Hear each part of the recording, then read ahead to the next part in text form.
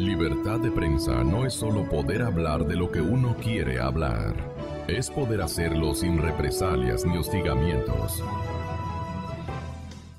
A mí me parece que el tema de la justicia también tiene que ser visto desde antes del actual Consejo de la Judicatura, porque no podemos olvidar que antes de la llegada del doctor Gustavo Yalc y de ese consejo, hubo un consejo un consejo de la Judicatura transitorio que hizo de las suyas y que ha quedado básicamente olvidado por todo lo que ha sucedido en el último tiempo. Y creo que hay tres cosas fundamentales que analizar sobre ese tema.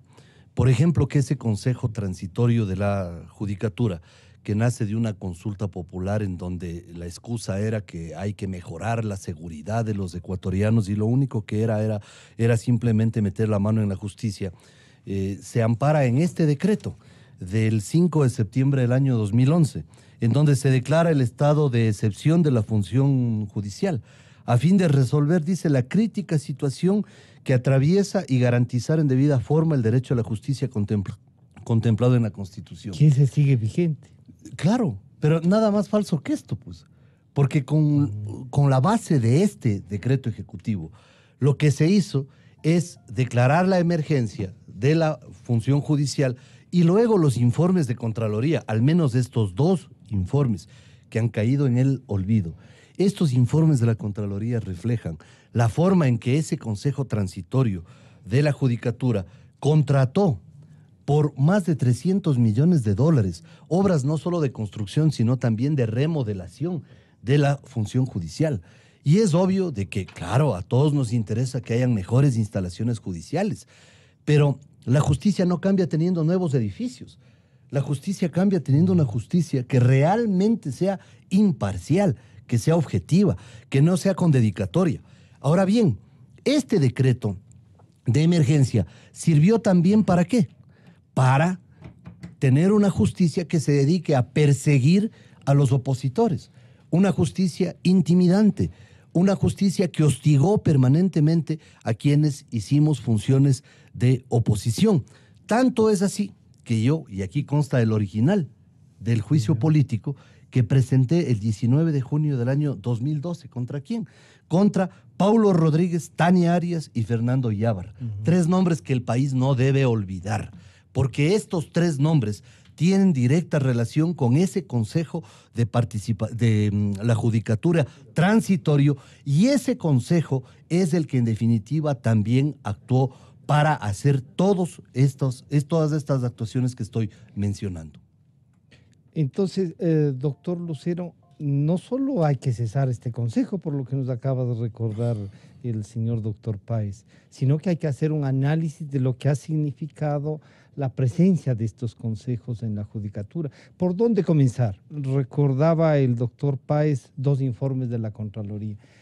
¿Qué hacemos para clarificar y recomenzar con lo de la justicia, que sí es un tema indispensable, como usted lo ha señalado? Bueno, en primer lugar, un saludo para Andrés Páez, que se acaba de incorporar a esta mesa de diálogo. Yo creo que Andrés tiene toda la razón al recordarnos lo que fue el paso del llamado Consejo de la Judicatura Transitorio. En ese tiempo, en realidad, se hicieron un sinnúmero de obras, de construcciones, pero pues nadie rindió cuentas sobre eso, habiendo después de por medio un informe de la Contraloría. Eso es verdad. Y hasta ahora hay problemas sobre esas construcciones. Y yo mismo conozco directamente un caso de construcción de la llamada, los edificios del complejo judicial, algo de esto se llama de Cayambe. Hasta ahora hay problemas y se van a presentar las demandas correspondientes. Entonces habría que empezar también a examinar ese capítulo. Pero claro, por algo habría que empezar y lo más próximo y lo más presente era pues el actual Consejo de la Judicatura. Luego sí, pues eso no significa que hay que olvidar, digamos, los hechos que se suscitaron en este mismo campo con el Consejo de la Judicatura transitorio. Pues, y no hay que olvidar, sobre todo, que el origen de todo esto, inclusive del decreto ejecutivo al que se ha referido Andrés, es la declaración olímpica pública omnipotente del dictador de entonces: voy a meter la mano a la justicia.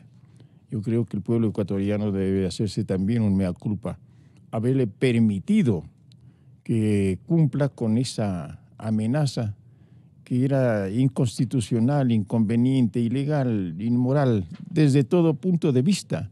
¿Cómo es posible que un jefe de Estado, si no es dictador, pueda señalar olímpicamente, repito, voy a meter la mano a la justicia? Allí están las consecuencias. Creo que la mejor representación de lo que hizo el Consejo Transitorio es el informe del Consejo. Tiene 170 y más páginas, con un análisis detalladísimo de cada uno de los momentos. Primero, de su propia competencia en la cual se ha discutido en algunos sectores sobre si le alcanzaba o no el Consejo de la Judicatura.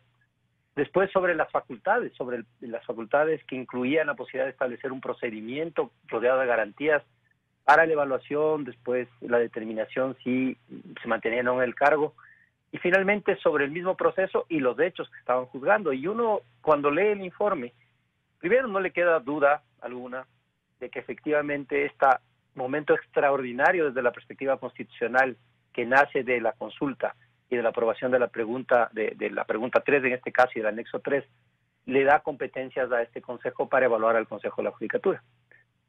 Segundo, que el procedimiento que se siguió efectivamente permitió que los miembros del Consejo presenten pruebas, que conozcan las pruebas de cargo en contra de ellos, que expongan pruebas de descargo, con una particularidad que una de las cosas que ha cuestionado el señor Jack y compañía es el tema de las denuncias anónimas, donde se dedica el Consejo a examinar detalladamente el valor de las denuncias anónimas en la lucha contra la corrupción, y el hecho de que la Convención de las Naciones Unidas contra la lucha a la corrupción específicamente dice que los estados deberían pensar o deberían establecer formas de denuncia anónima para proteger a los denunciantes.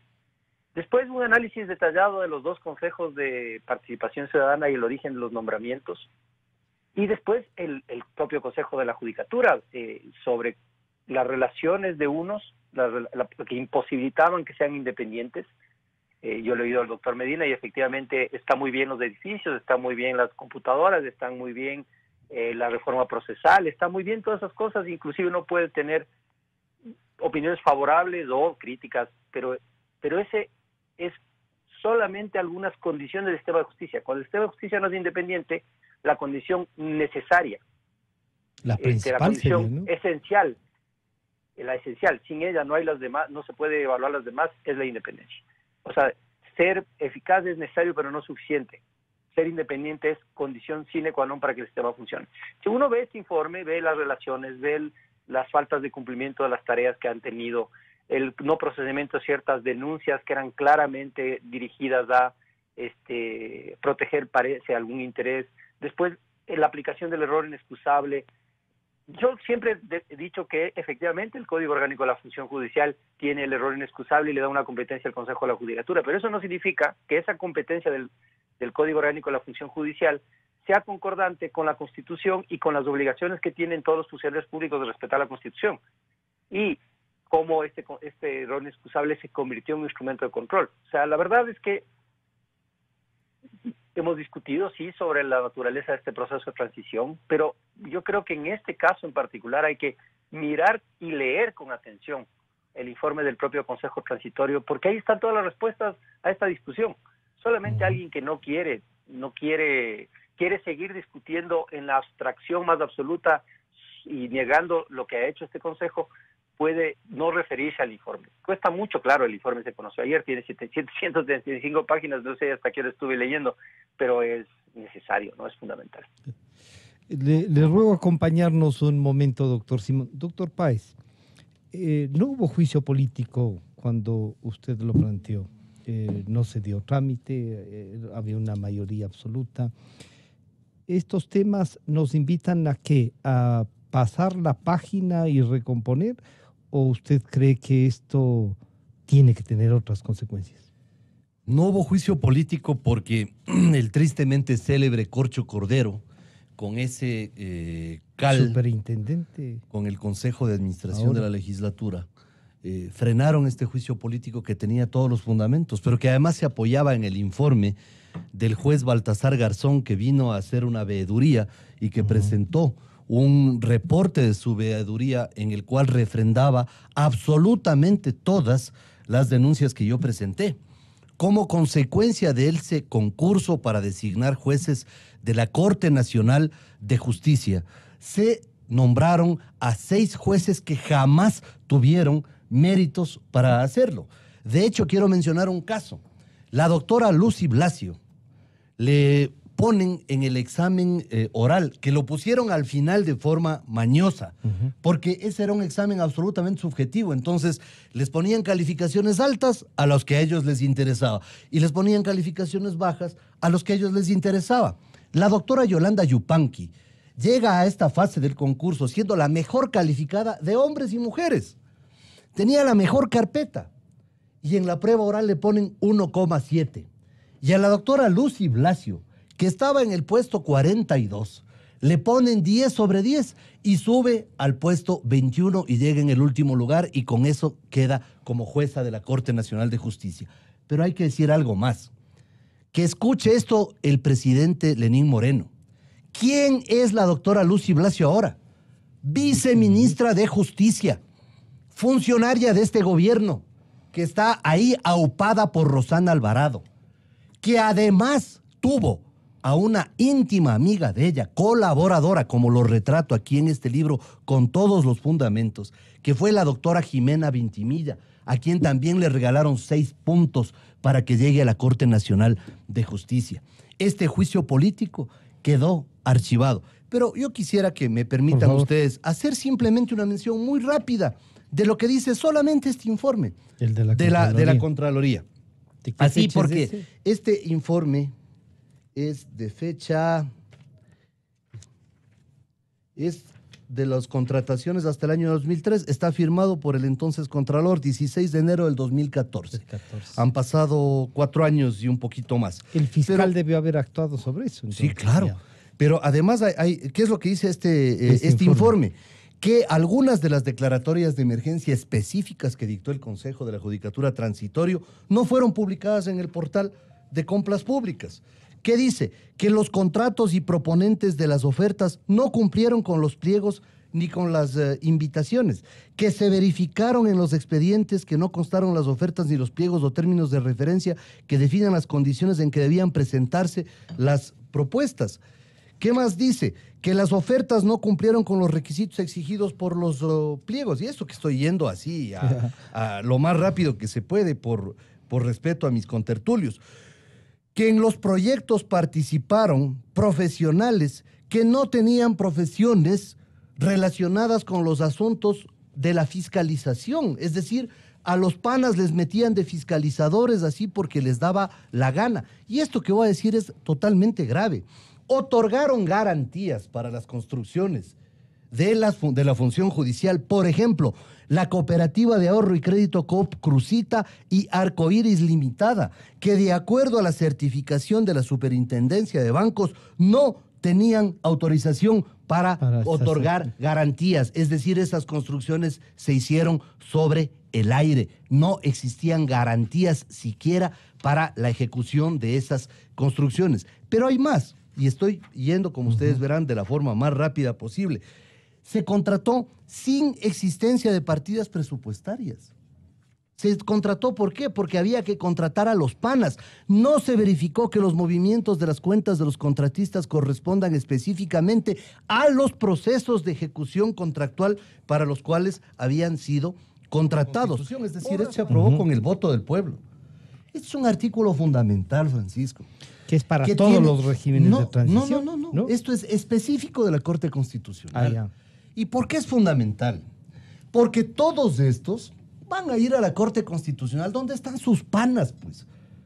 Esa Corte Constitucional que fue gerente propietario el doctor Patricio Pazmiño, que ahora está en la Corte Interamericana de Derechos Humanos. Eso es una barbaridad. Pero fue previo pago de $1 millón de donación, supuestamente, cosa que es absolutamente ilegal y yo la denuncié. Porque un presidente no puede donar dinero de los ecuatorianos. ¿Pero qué decía el artículo 25? Es que yo tengo preocupación de que nos quedemos en la algarabía del Consejo de la Judicatura y no miremos aguas arriba. ¿Qué decía? Una vez constituidas las nuevas funciones legislativa, ejecutiva y de transparencia y control social, se organizará la comisión calificadora que designará a los jueces de la Corte Constitucional. ¿Sucedió esto? No sucedió.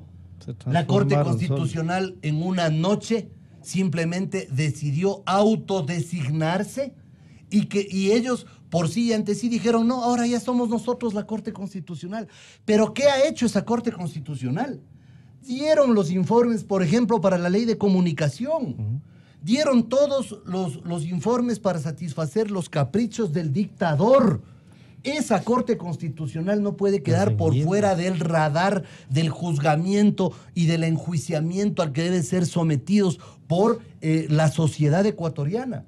Esa Corte Constitucional es uno de los peores engendros del correísmo y cada uno de sus miembros tiene que ser investigado. Recuerdo una cosa, Francisco. Sobre la Corte Constitucional de Patricio Pazmiño. Hay un informe de Contraloría, pues. Un informe de... No, ese es el informe menos importante de las barbaridades. Hay un informe de Contraloría sobre enriquecimiento ilícito por depósitos registrados en cuentas o de los jueces o de las cónyuges. Esa es la verdad. ¿Qué pasó con ese informe? ¿Qué pasó? ¿Dónde está ese informe? ¿Por qué no se ha judicializado ese informe? Pero digo una cosa, para terminar, por porque, favor, sí, claro, como no me han invitado desde hace rato, estoy desahogándome, creo. Bueno, le vamos a invitar. Creo que hay que hacer un programa específico. Es que hay tanto material, pero una última cosa que ahí me puedes... Porque, Francisco, tú comprenderás que yo tengo la documentación de todos estos casos, pues, ¿no? Hay 3 temas que en este momento no podemos descuidar. El primero, el caso de Fernando Balda.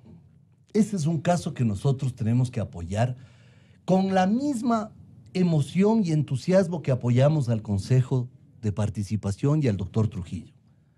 Porque Fernando Balda es una auténtica víctima del correísmo. Fue no solamente secuestrado, le intentaron asesinar 7 veces mientras estuvo preso, tanto en el penal García Moreno como en la cárcel de La Tacunga.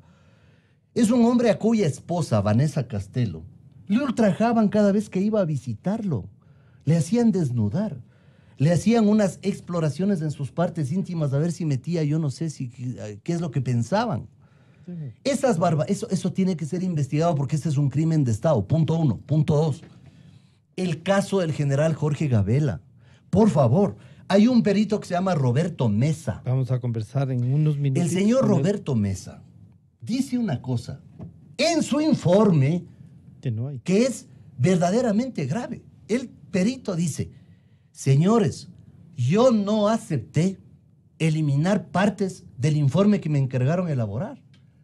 Hay que preguntar quiénes estaban a cargo del Ministerio de Justicia en ese entonces y quiénes hicieron contacto con el señor Mesa para que borre partes del informe del general Gabela. Segundo, en el tema del general Gabela, la esposa, doña Patricia, todo el tiempo anda rogando que le den el informe, pero no el informe mutilado. ¿Cómo es posible que nos quedemos callados frente a la acción de Rosana Alvarado?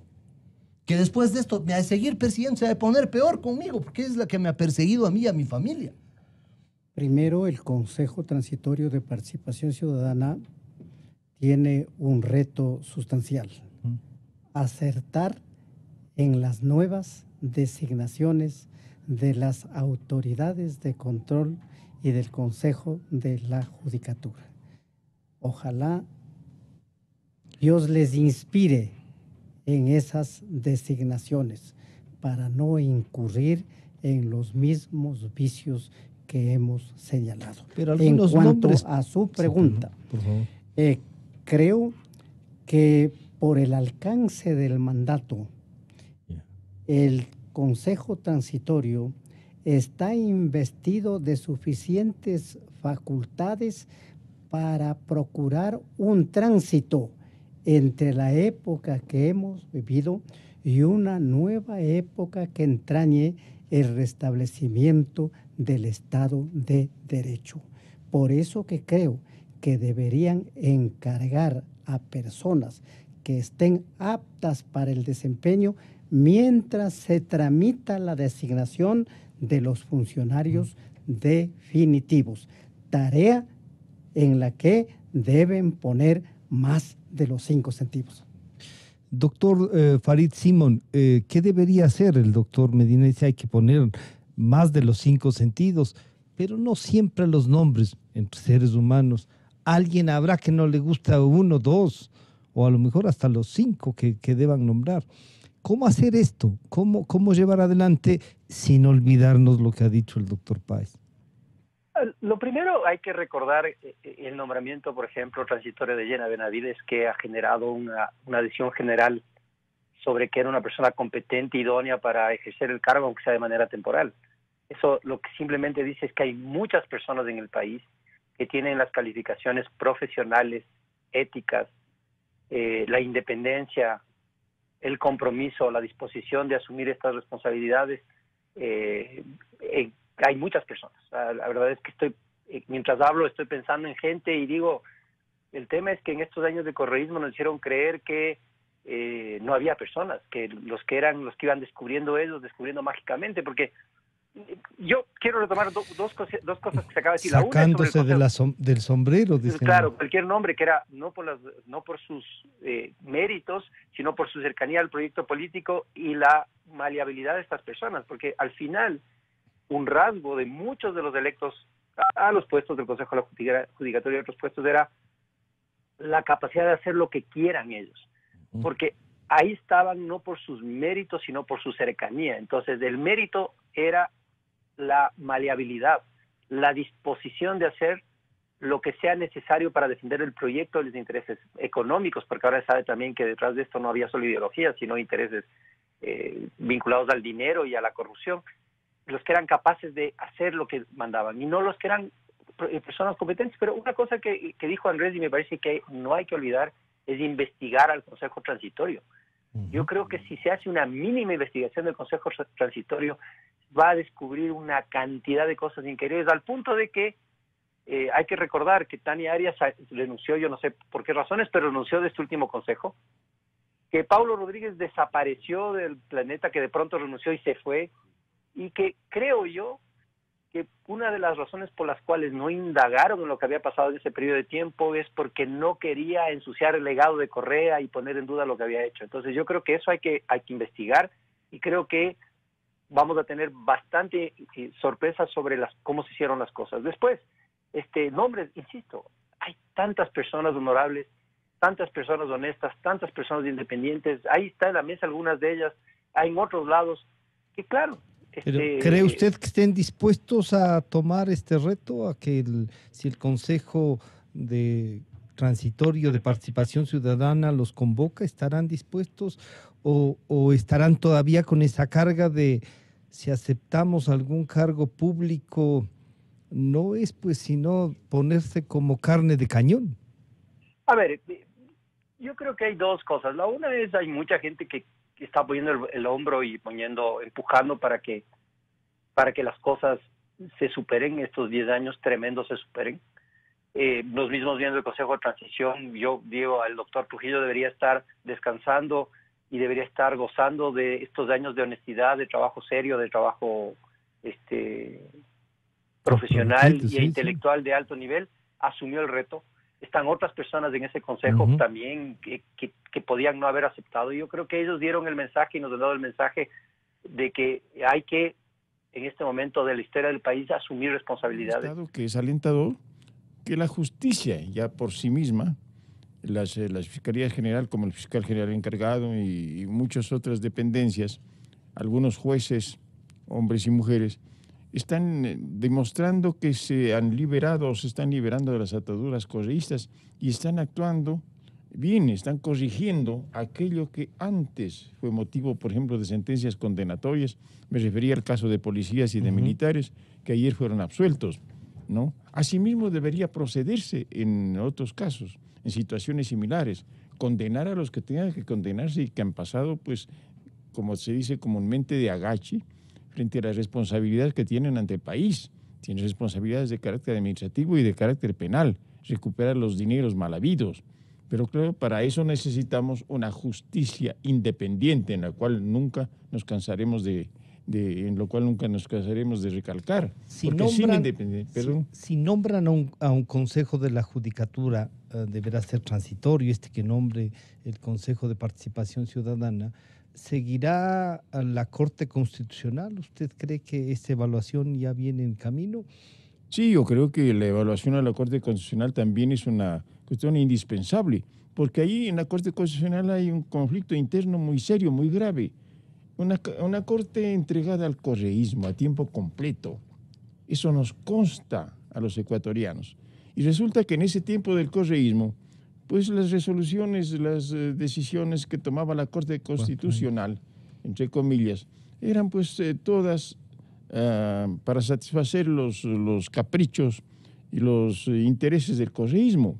Entonces ya hay resoluciones que se han emitido por parte de esa Corte. Ahora les cuesta pues muchísimo, y yo entiendo ese conflicto interno, al tomar resoluciones que van en contra de aquellas que ya fueron adoptadas. Entonces, doble conflicto. Ahora sí tendrían que aplicar la Constitución y la ley en forma correcta, cuando antes la torcieron todo el tiempo. Entonces, claro, contradecirse a las resoluciones que en tiempo del correísmo ya adoptaron es muy grave para la Corte Constitucional. Por eso es que demora y demora ciertas resoluciones, porque y hay según ellos una jurisprudencia, entre comillas, negativa, una jurisprudencia horrorosa que no se puede, pues, en derecho llamar jurisprudencia, ¿no? Entonces, claro, hay que liberarse de la Corte, de la tal Corte Constitucional, porque si no nos liberamos de esa Corte, pues todos estos... Y sigue siendo la Corte de los Transformers, ¿no? Los que se convirtieron solitos en Corte. Porque si no hacemos eso, es probable que los discípulos del correísmo acudan precisamente a esa corte, y esa corte eche abajo las resoluciones que en bien del país se están tomando por parte, en este caso, del organismo de participación transitorio, ¿no? Porque así es la desfachatez con las que actúan todavía ciertos sectores. Tienen instrumentos todavía. Y entonces, para eso, claro, ¿no? tenemos que adoptar alguna medida frente a la llamada Corte Constitucional, que nunca ha sido Corte Constitucional. Doctor Medina, entonces este Consejo de la Judicatura, que podría ya nombrar, debe ser por concurso, encargar este momento. ¿Cuál encuentra usted la salida para que avance este proceso, ¿no? Creo que hay que distinguir lo mediato de lo inmediato. En lo inmediato viene la temporalidad de los nombramientos que deben llenarse. Y en lo mediato ya viene el concurso para la designación de los titulares, de los definitivos. Concursos que no deben reiterar o replicar lo mismo que ha ocurrido en el país. Claro. Concursos degradados, en los que ya se sabía de antemano quién o quiénes eran los triunfadores. Deben ser serios. Estos concursos deben procurar llegar a establecer quiénes de los ecuatorianos, que hay muchos, tienen los suficientes merecimientos intelectuales y el bagaje moral o ético para estar a la altura de las circunstancias.